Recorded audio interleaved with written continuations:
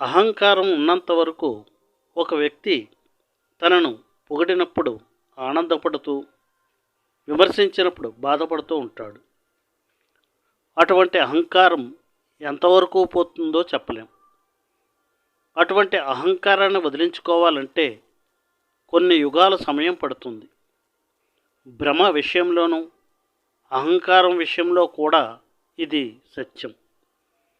ఈ రెండు మహా శక్తివంతమైనవి.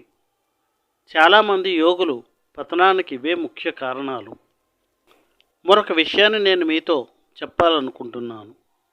కీర్తితో కానీ అవమానంతో కానీ అనుబంధం పెంచుకోవద్దు. అవమానాన్ని సులభంగానే తొలగించుకోవచ్చు, కానీ కీర్తి నుండి బయటపడటం నిజంగా ఆ దైవం చేతుల్లోనే ఉంది. భగవంతుని కృప పూర్తిగా మనపై ఉన్నప్పుడు మాత్రమే అది సాధ్యపడుతుంది. అయినప్పటికీ మనం శరీరంతో ఉన్నంత వరకు మనలో అది ఎంతో కొంత మిగిలే ఉంటుంది.